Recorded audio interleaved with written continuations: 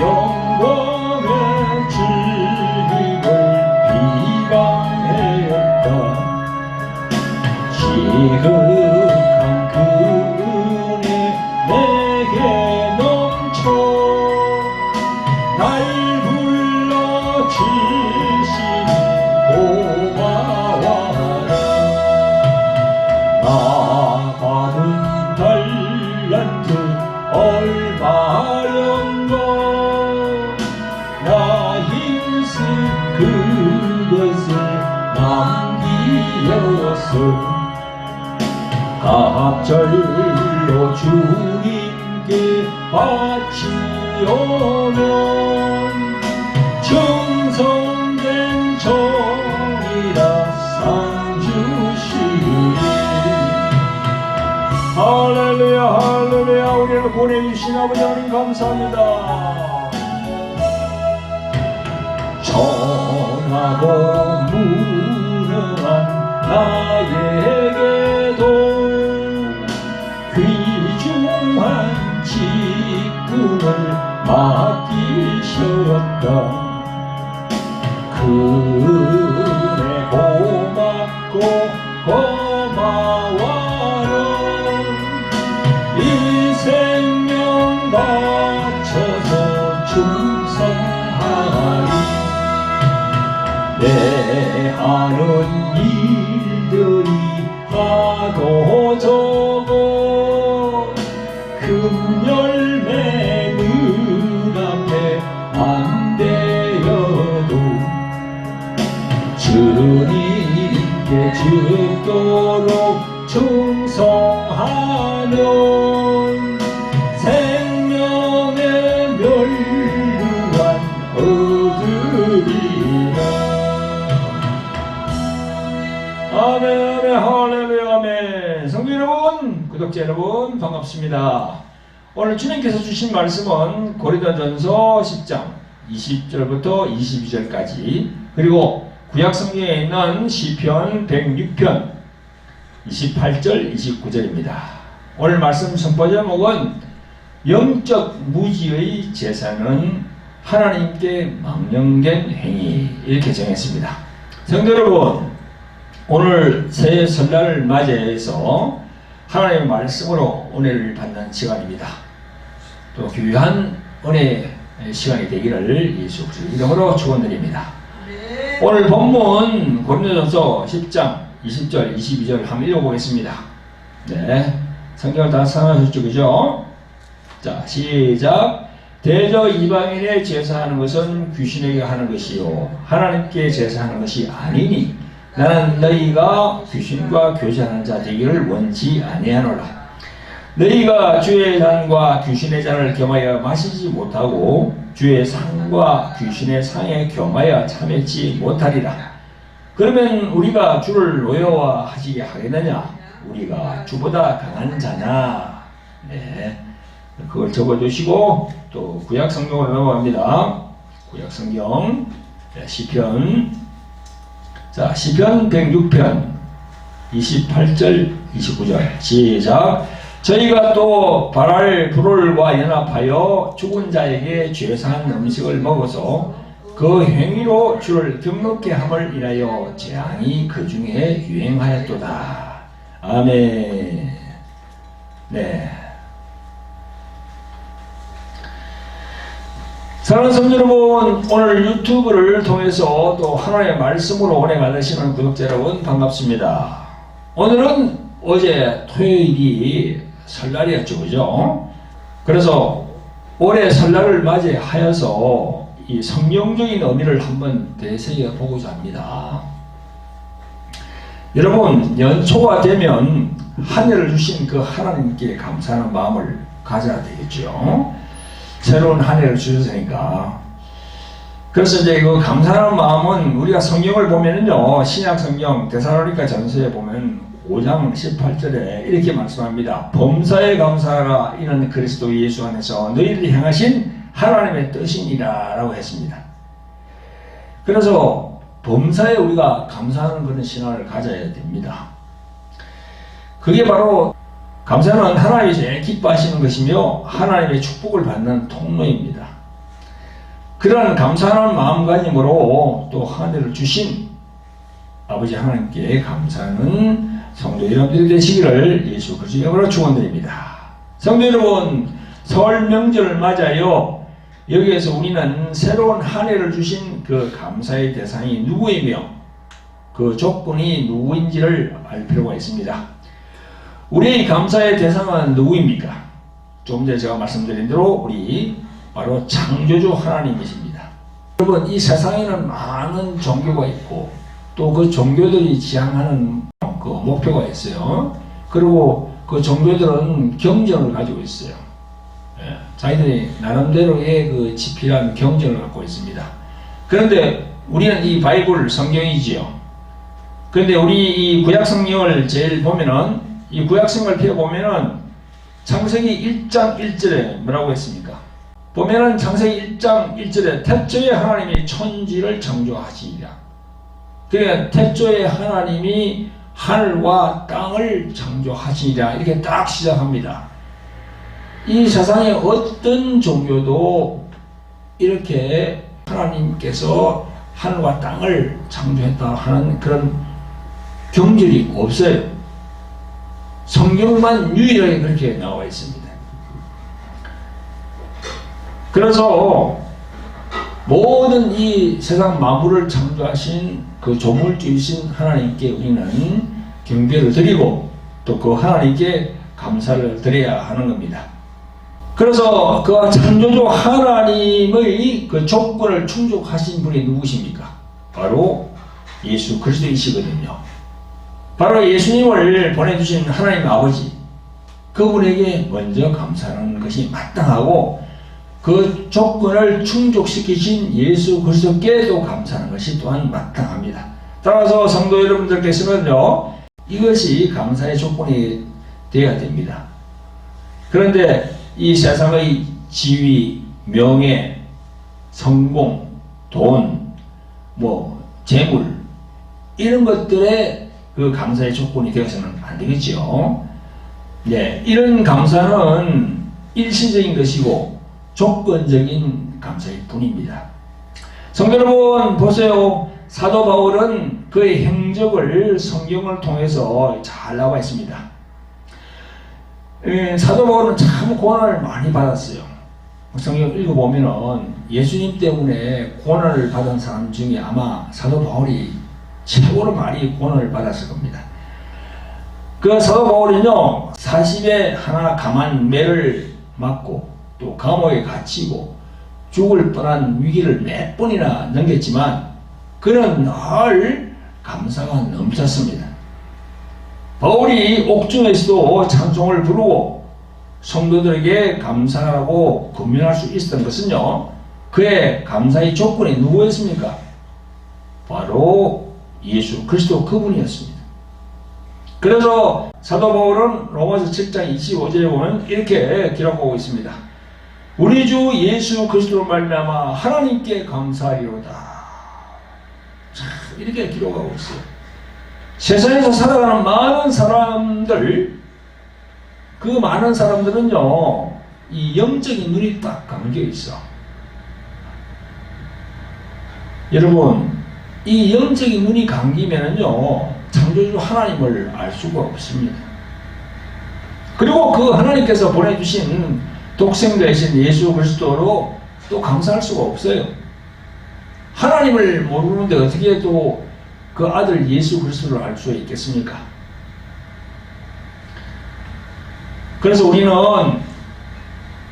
하나님 아버지께 감사를 드리고 그 하나님의 독생자이신 예수 그리스도 그분이 이 땅에 오셔서 우리를 위해서 십자가에서 피 흘려 주시고 죽으시고 부활하셔가지고 다 하늘나라로 지금 가신 그걸 우리는 감사를 드려야 돼요. 우리를 위해서 오셨습니다. 여러분, 우리는 설과 추석이 되면 이 이방인들, 즉 예수님을 믿지 않은 불신자들은요, 제사, 즉 죽은 귀신에게 하는 제사를, 차례를 조상들에게 올리고 있지만 그것은 하나님이 보시기에 정말 망령된 행위입니다. 정말 당장 하나님의 불같은 심판이 있어야 되지만 그러나 지금은 그 심판이 내려오지 않습니다. 지금은 성령 시대거든요. 하나님께서 기다리고 계시는 겁니다. 그러나 그걸 모르고 계속 그렇게 제사를 드리고 망령된 행위를 하면은 그 저주는 그 가게, 그 사람에게 계속 쌓이게 되는 겁니다. 그래서 이 제사 문제는 여러분들이 지금 이 방송을 보시는 여러분들도 혹여나 집에서 이 설이나 추석의 명절에 말이죠, 제사 지내는 것, 그 생각을 해봐야 됩니다. 왜 안 되는지, 왜 제사가 망령된 행위인지 제가 오늘 짧은 시간이지만 제가 얘기를 쭉 말씀을 전가할 테니까요, 그 말씀을 전가하는 걸 잘 들어보세요. 성도 여러분, 오늘 유튜브를 통해서 하나님의 말씀을 은혜 받으시는 구독자 여러분, 어제 토요일이 설날이었어요. 설이나 추석이 되면 우리들 한국에서는요, 예나 지금이나 조상들에게 제사는, 즉 차례 올리는 것이 전통이 되었습니다. 그래서 일반 가정에서는 신자나 불신자 사이에서 하나님을 모르는 부모 형제들이 죽은 조상 앞에 제사를 지내는 문제로 인해서 본의 아니게 얼굴을 붉히게 되고 때로는 큰 소리가 나게 되고 급기야는 명절에 반갑게 만났다가 서로 씁쓸한 마음을 가지고 헤어지는 그런 경험을 가진 분들이 많을 거예요. 그래서 설이나 추석이 되면 제일 민감한 문제가 조상에게 제사는 이 부분입니다. 저도 그랬습니다. 저도 예수님 믿기 전에는 그게 옳은 거라고 생각했어요. 조상, 나를 낳아준 조상에게 제사하는 게 어떻게 잘못됐느냐. 그죠? 그 유교 사상에 보면 상강오륜 요잖아요. 그 안에 다 들어있거든요. 그리고 이치적으로 생각하면 맞아요. 그것이 이제 효도의 명분이죠. 그래서 이제 아버지가 없는 자식이 어디 있느냐? 조상이 없는 자손이 어디 있느냐?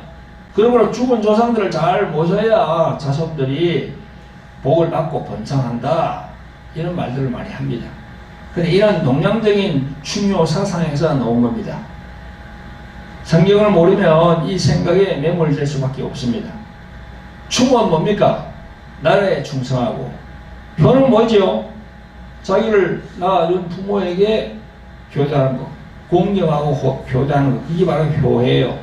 그래서 이 유교 사상, 동양의 유교 사상에 다 접목되어 있어가지고 동북아, 동남아 많은 나라들이 죽은 조상에게 제사하는 풍습이 아직도 뿌리가 다 내려가지고 그냥 그대로 하고 있습니다. 유교 사상에 이제 있거든. 유교 사상은 이제 그게 바로 상강오륜에서 이제 이게 쭉 놓은 거니까 그렇게 진행되고 있습니다. 지금 당연한 걸로 알고 있거든요. 여러분, 죽은 조상에게 제사하는 것이 효도가 될까요? 엄밀히 말하면 살아계신 부모님에게 효도하는 것이 진짜 효도입니다. 참된 효도는 살아계신 부모님의 마음을 기쁘게 해드리고 성심을 다해서 모시는 것이 그게 바로 효도예요. 아버지 어머니 저를 낳아주셔서 감사합니다. 키워주셔서 감사해요. 부모님 언덕을 높여드리는 것이 이것이 바로 효도거든요. 성도 여러분, 기독교의 효도가 참 효도입니다. 이방 종교들이 하는 제사는 죽은 효도요, 형식적인 효도요, 거짓 효도인 것입니다. 그러므로 성경적인 효도가 무엇인지를 잘 알고 살아계신 부모님에게 참 효도를 끊임없이 드리는 성도 여러분들이 되시기를 예수 그리스도로 축원드립니다. 아멘. 사랑하는 성도 여러분, 오늘 또 유튜브를 통해서 하나님의 말씀으로 은혜 받으시는 구독자 여러분, 앞에서는 성경적인 효도에 대해서 말씀을 드렸는데요, 이방인들의 종교에서는 그 효도를 죽은 사람, 즉 자신의 조상들에게 제사를 올리는 것이 그게 효도라고 생각합니다. 그래서 설이나 추석에 그렇게 하고 있죠. 조금 전에 말씀드린 바와 같이 아버지가 없는 자식이 어디 있느냐? 조상이 없는 자손이 어디 있느냐? 혈통과 육의 뿌리를 말하면서 그 조상들에게 제사를 드려야 한다는 것입니다. 이것은요, 육신적인 혈통과 육정으로 보는 눈입니다. 여러분, 사람은 두 눈을 가지고 있잖아요. 그죠? 그런데 이게 성경적으로 보면 영의 눈을 가졌느냐, 육의 눈을 가졌느냐. 우리가 이 눈을 통해서 이 세상 만물을 다 봅니다만은 그게 이 세상 만물을 보는 이게 다가 아니고 보이지 않는 부분이 또 있거든요. 성경은 그걸 얘기합니다. 보세요. 성경은 요한복음 1장 12절 13절에 보면 이렇게 나와 있습니다. 영접하는 자 곧 그 이름을 믿는 자들에게는, 이 영접하는 자는 뭔가 하면 예수님을 믿는 자들에게는 그 이야기입니다. 영접하는 자 곧 그 이름을 믿는 자들에게는 하나님의 자녀가 되는 권세를 주었으니 이는 혈통으로나 육종으로나 사람의 뜻으로 나지 아니하고 오직 하나님께로 난 자들이라, 이렇게 적고 있어요. 이는 예수 그리스도를 믿는 모든 성도는 하나님의 자녀인데 이제는 혈통, 육종, 이 뭡니까 이게? 족보와 전통에 매이지 않는다는 겁니다. 혈통이 뭡니까? 그게 족보 아닙니까? 김씨 족보, 박씨 족보, 장씨, 안씨, 최씨, 다 그 족보가 쫙 내려오거든요. 사람마다. 그 족보가 없는 게 어디 있습니까? 족보 없는 사람이 어디 있어요? 그 족보 없는 사람 보고 우리가 뭐라고 합니까? 아, 저 사람은 근본이 없다고 그래요. 그 족보가 없는 사람이거든. 그래서 세상에는 족보를 엄청 중시합니다. 그게 바로 혈통이에요, 혈통. 그 다음에 육정. 육정은 뭡니까? 사람과 사람, 여자와 남자가 만나서 결혼해서 또 아기를 낳잖아요. 그게 쫙 내려오는 그게 육정이에요. 그러니까 족보나 전통이나 이 육적으로 만난 거하고 다르다는 거야. 하나님의 자녀가 되는 것은 그 성경이 그걸 기록하고 있잖아요. 그러니까 예수님을 믿으면 하나님의 자녀가 되는 권세를 딱 받는데 이는 혈통, 육적, 사람의 뜻으로 나지 않는 하나님의 깨로 난 자들이다. 참, 이 말씀이 딱 나와 있잖아요. 그러니까 성경적으로 우리가 딱 이게 감동을 받아보면, 아, 이게 우선은 하나님의 말씀에 기준을 둬야 되겠구나. 그걸 딱 느끼게 되죠. 아멘. 아멘. 그래서 아까 내가 그랬죠. 사람은 눈을 두 개 가지고 있다고. 영의 눈과 육의 눈. 사람의 뜻으로 생각하느냐, 저 하늘의 뜻으로 생각하느냐, 그걸 따져야 되는 거예요. 그래서 예수님은 요한복음 6장에 보면 너희들은 땅의 사람이다. 나는 하늘에서 왔다. 그 바리새인들 보고 계속 그러잖아요. 너희들은 땅의 사람이다. 땅의 사람이니까 땅의 것만 생각한다고 자꾸 질타하잖아요. 그게 뭡니까? 지금 이 땅의 것만 생각하면은 족보, 그걸 따지는 거예요. 그래서 성경은 그게 아닙니다. 성경은 그렇게 얘기하지 않고 있어요. 하늘에서 어떤 말씀을 하시는가, 그걸 우리가 봐야 되는 거지. 할렐루야. 성경 여러분, 성경에서 제사는 어떠한지 한번 보겠습니다. 성경에서 제사는요, 창세기 4장에 보면 잘 나와요. 거기 보면 가인과 아벨 두 형제가 하나님 앞에 제사를 드리는 모습이 나옵니다. 하나님께 드리는 제사에는요, 하나님의 은혜에 감사하는 마음과 하나님 앞에 범한 죄를 용서함받기 위한 목적이 있습니다. 그런데 가인은 땅의 소산으로 제물을 삼아서 여호와 하나님께 드렸고, 아벨은 양의 첫 새끼와 그 기름으로 드렸습니다. 그런데 여호와께서 아벨과 그 제물은 연락하셨는데 가인과 그 제물은 연락하지 아니하셨어요. 왜 그랬을까요? 한 사람은 받고 한 사람은 받지 않았어요. 이상하잖아요. 아니 분명히 그 제물을 드렸는데 왜 하나님은 가인의 제물로 드리는 제사는 받지 않았을까요? 그것은 아벨이 드리는 첫 새끼의 어린 양의 기름과 피가 가인에게는 없었어요. 이 성경은 철저하게 이 피를 얘기하거든요. 피를. 여러분, 구약 성경 읽어봐요. 하나님 나갈 때, 제사하기 딱 나갈 때, 짐승을 잡아서, 그 피를 모아서 상수에 뿌리고, 그 고기는, 유부의 고기는 태우잖아요. 그 피가 필요하거든요. 그래서 가인은 그게 피가 없었어요. 땅의 소산으로 드린 제물에는 하나님이 요구하시는 그 피, 생명이 없었기 때문에 그걸 받지 않은 겁니다. 히브리서 9장 22절에 보면 율법을 쫓아 거의 모든 물건이 피로서 정결케 되나니 피 흘림이 없은즉 사함이 없느니라 했어요. 그래서 제 용서함과 피는 다 연결이 되어 있습니다. 여기에 나오는 피는 신약 시대에 와서 누구의 피를 말합니까? 바로 예수 그리스도. 십자가에서 별려 죽으시고 부활하신 예수 그리스도의 피를 의미하는 거거든요. 여러분 보세요. 구약 성경을 보면 이스라엘 백성들은 하나님 앞에 감사한 마음으로 어린 양과 소, 염소 등으로 번제를 드렸을 뿐 아니라 범한 죄를 용서받기 위해서 속죄의 제사를 드렸습니다. 그런데 하나님을 모르는 이방 사람들은 하나님께 제사하지 아니하고 해와 달과 별을 섬기고 심지어 산이나 강이나 바다나 바위나 고목들을 향해서 절을 하고 제물을 바치고 죽은 조상에게까지 절을 하며 제사를 드렸습니다. 이게 망령된 행위야. 하나님의 말씀을 따르지 않는 것이 바로 그게 망령된 행위입니다. 지금도 그렇게 하고 있잖아요.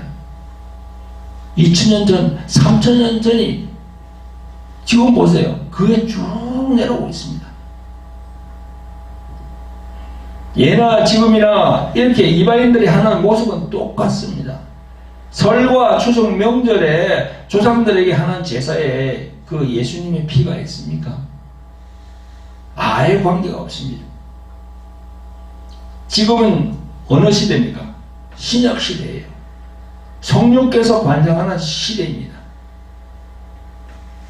예수를 믿는 성도는 그 마음에 예수 그리스도께서 성령으로 인하여 다 들어와 계십니다.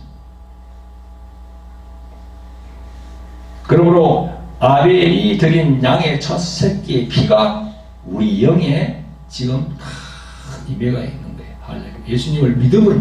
할렐루야. 그러므로 추석이든 설이든 조상에게 절하며 제사하는 것에 참여해서는 절대로 안 됩니다. 이 교회에 나오는 사람들이 이 제사에 참여하는 그런 경우도 있어요. 절대 그러면 안 돼요. 그래서 조상들에게 제사하는 사람들은 영적으로 모르고 그렇게 하고 있는 거예요. 큰 죄가 된다는 걸 알면 누가 제사를 하겠습니까? 정말 그게 무서운 일입니다. 우리 성도님들은 이러한 영적인 부분을 깨달으시고 절대로 제사에 참여하지 않기를 예수 그리스도의 이름으로 부탁을 드립니다. 성도 여러분, 이방인들 예수를 믿지 아니하는 사람들의 제사는 귀신에게 하는 것이다. 이렇게 성경에 되어 있습니다. 그건 망령된 행위거든요. 오늘 본문을 보면 대저 이방인의 제사하는 것은 귀신에게 하는 것이요 하나님께 하는 것이 아니니 나는 너희가 귀신과 교제하는 자 되기를 원치 아니하노라. 이렇게 바울 사도가 성경에 적고 있습니다. 사실 여러분, 죽은 자에게 아무리 많은 음식을 차려놓고 아무리 절을 많이 한다 해도 그들은 먹지도 못하고 알지도 못합니다. 더구나 귀신을 섬기고 제사하는 것은 성경에서 원하는 것이 아니기 때문에 하나님의 진노를 부르고 하나님의 심판이 임합니다. 성도 여러분, 오늘 본문 구약의 시편 106편 28절 29절은 이렇게 기록하고 있습니다. 저희가 또 바알 브롤과 연합하여 죽은 자에게 제사하는 음식을 먹어서 그 행위로 주를 경록케 함을 인하여 제약이 그 중에 유행하였도다. 이렇게 되어 있습니다. 이게 민수기 25장에 나오는 기사거든요. 이걸 이제 사도 바울이 인용을 했습니다. 제가 설명을 좀 드려보겠습니다. 이스라엘 백성들이 광야길을 가다가 시딤이라는 곳에 머물렀을 때 모압 여자들이 그들의 신들에게 제사하면서 이스라엘 백성들을 청했습니다. 자기들이 제사를 하면서 이스라엘 백성들이 지나가니까 막 불렀어요. 오라고. 이에 이스라엘 백성들이 그들의 제사 음식을 먹고 그들과 같이 바알세불에게 절을 했다고요. 이 일로 인해서 하나님은 경고했습니다. 결국 하나님의 진노가 이스라엘 백성들에게 임하여 24,000명이나 되는 많은 사람들이 연병에 걸려 죽었습니다. 이게 기사가 딱 나와 있어요. 민수기 25장에. 여기에서 보듯이 귀신에게 절하며 괴사하는 것은요, 하나님을 노엽게 하여 저주가 임한다는 것을 볼 수 있습니다. 그러므로 우리는 이방인들이 하는 제사에 참여해서는 결코 아니 될 것입니다. 항상 성령 충만으로 하나님이 원하지 않는 제사에는 참여하지 않기를 예수 그리스도로 부탁을 드립니다. 성도 여러분, 각 종교마다 명절에 설과 추수에 차례나 그에 준하는 의식을 치는 것을 종교적 규정으로 권장하고 있습니다. 그러나 성경에서는 오늘 본문과 같이 단호하게 이방인들이 하는 제사를 배격합니다. 그런데 여러분, 자기들도 기독교라고 하는 가톨릭에서는 지난 2003년 한국 천주교 주교회가 펴낸 상장예식이라는 그런 책이 있어요. 그걸 보면 나와 있습니다. 즉 제사를 허용하고 있습니다. 벽에 십자가에 못 박힌 예수님 상을 걸어놓고 그 아래 차례상에 조상의 사진을 세우고 그렇게 사진이 없으면 뭐 3-4명이라도 이렇게 써붙여가지고 미사라는 형식으로 제사를 하고 있습니다.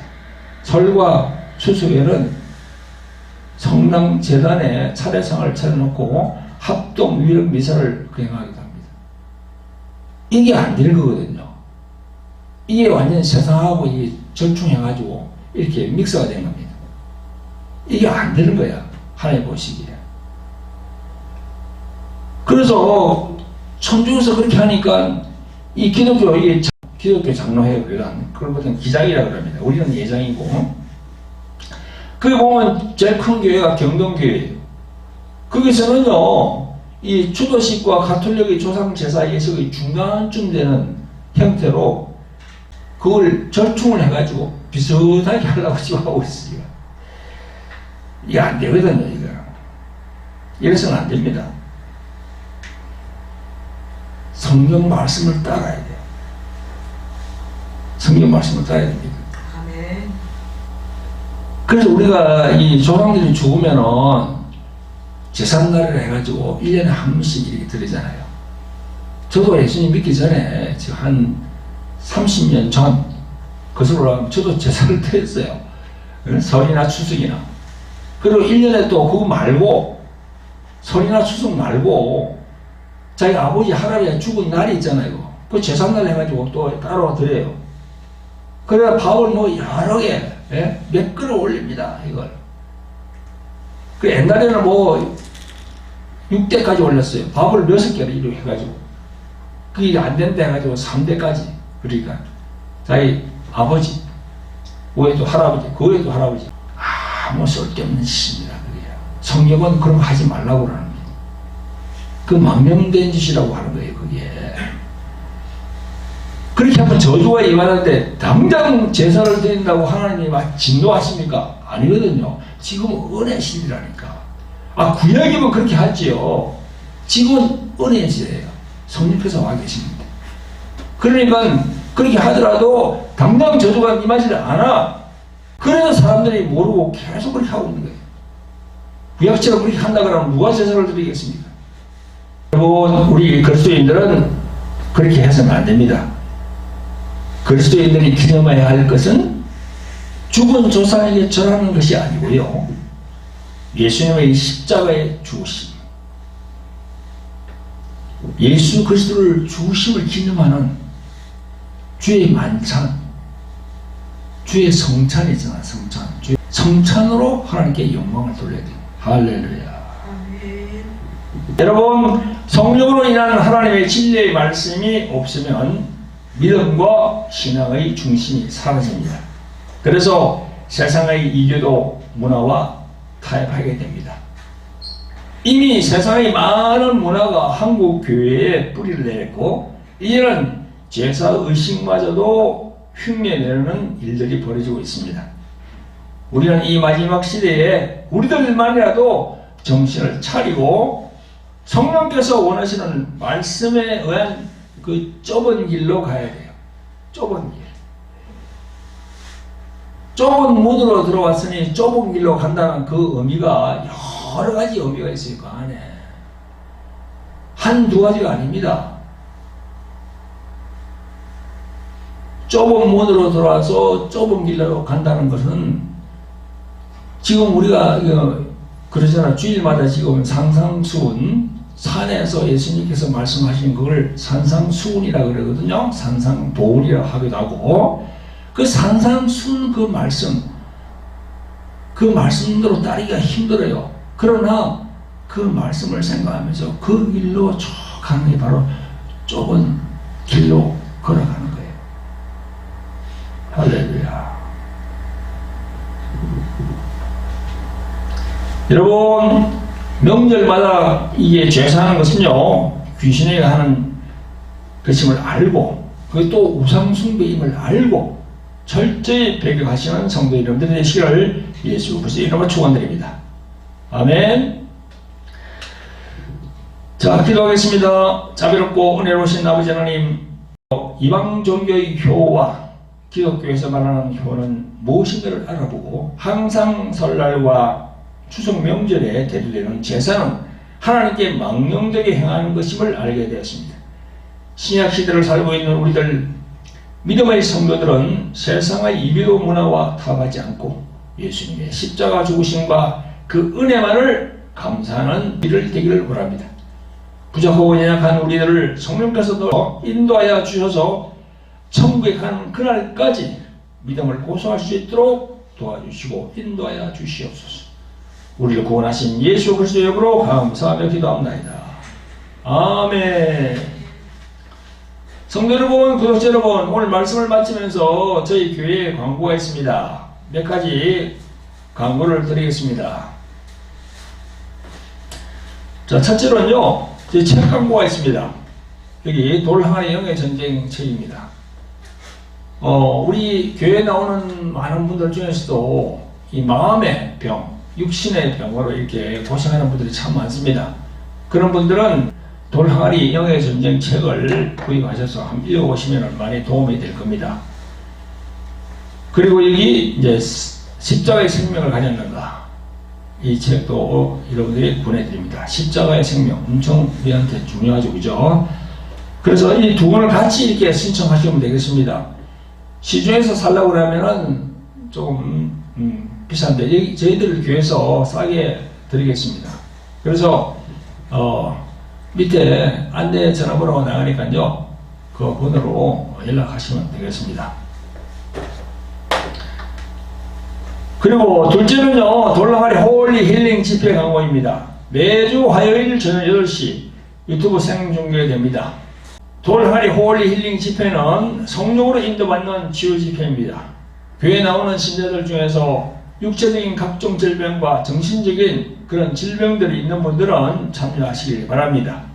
또 치유사역에 대한 영성을 배우고자 하는 주의 성들도 참여하시기 바랍니다. 셋째는 글로리아 경배와 찬양 기도 집회입니다. 매주 목요일 오후 3시 유튜브 생중계됩니다. 하나님께 경배와 찬양을 올리기를 원하는 사모하는 분들은 참여하시기 바랍니다. 교회로 오실 분들은요, 2시 반까지 오시면 되겠습니다. 저희 교회는 부천시 원미구에 있습니다.